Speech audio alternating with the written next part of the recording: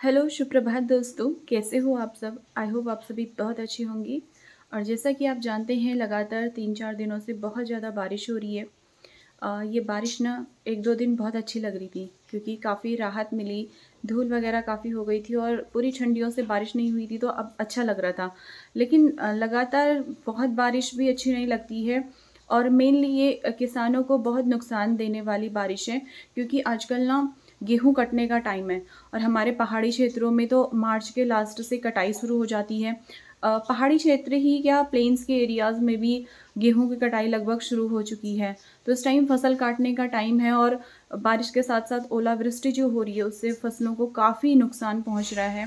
तो ये जो बारिश है ना वो किसानों के लिए अगर कहें तो बहुत ज़्यादा नुकसानदायक हो रही है।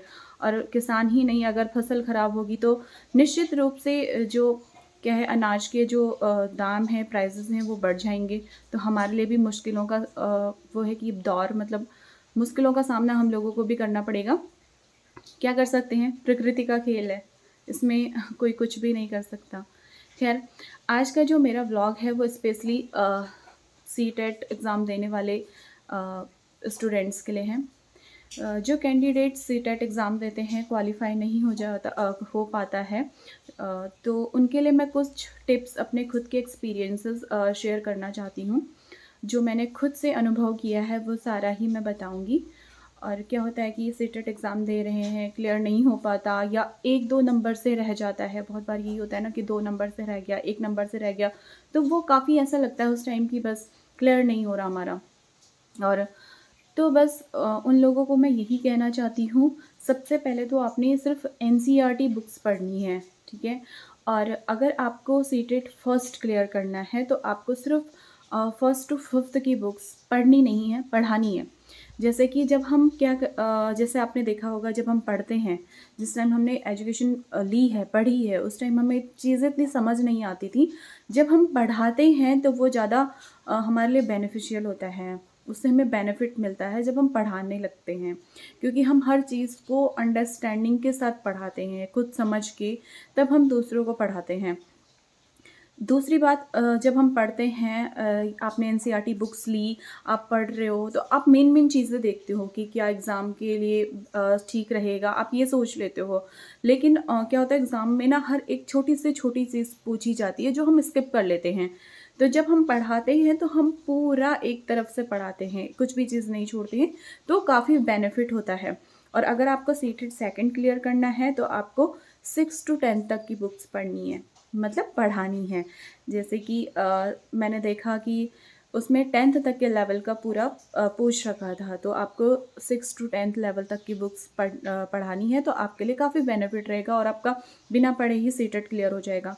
मैं खुद के एक्सपीरियंसेस बताती हूँ, मैंने 2017 में बीएड पास आउट किया था। उसके बाद मैंने फर्स्ट टाइम सीटेट एग्ज़ाम दिया था 2020 में। 2020 में जब मैंने सीटेट एग्ज़ाम दिया तो मेरा सेंटर वही देहरादून में था, पहले ऑफ़लाइन होता था। सेंटर भी काफ़ी दूर होते थे और मैं यहाँ से गई थी एग्ज़ाम देने के लिए। और क्या था कि टाइम मैनेजमेंट नहीं हो पाया, क्योंकि ऑफ़लाइन में ना टाइम मैनेजमेंट करना बहुत मुश्किल होता था।